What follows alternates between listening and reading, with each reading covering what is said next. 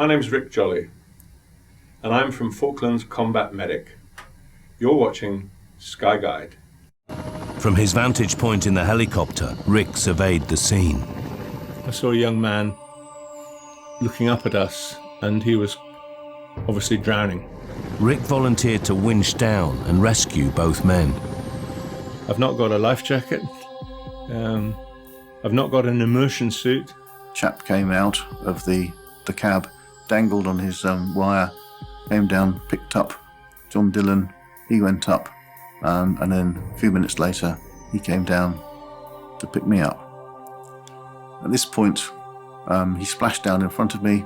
He just hooked onto the blue loop that comes out of the front of the life jacket, and up we went.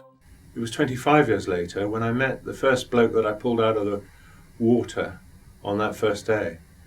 And I asked him, what were you doing for the 30 minutes or so before I met you for the first time? Because I hadn't seen him for 30 years. He said, oh, you don't want to know about that, sir. He told me this harrowing tale of the bombing of Ardent and how in the darkness he was rescuing his boss, and how he'd gone into the seawater and then realised that his life jacket was punctured and he couldn't support himself, and he just swam away and said, God, what a waste, you know. I never made love to a woman, I've never learned to drive a car, I'm just going to die here. And he sort of said, oh, never mind, at least it's painless.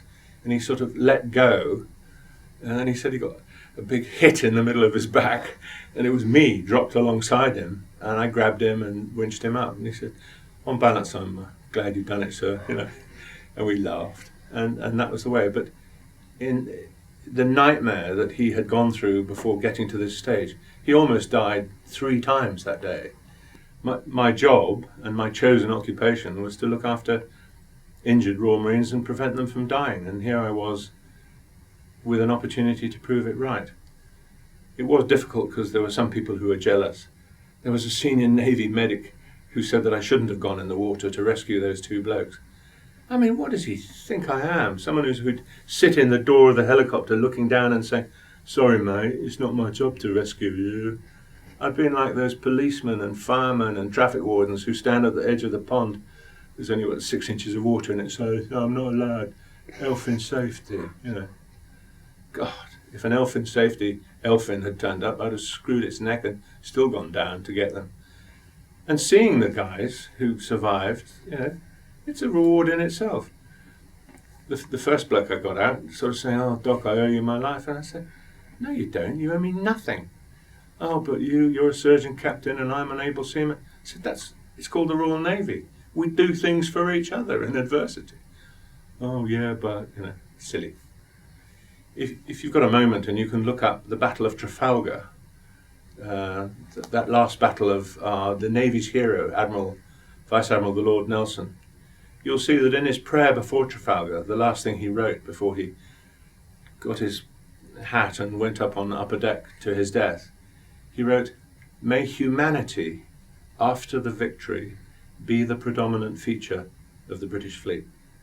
Sentiments I agree with exactly, and I'd been brought up in the 10 years that I was in the Navy before going to the Falklands.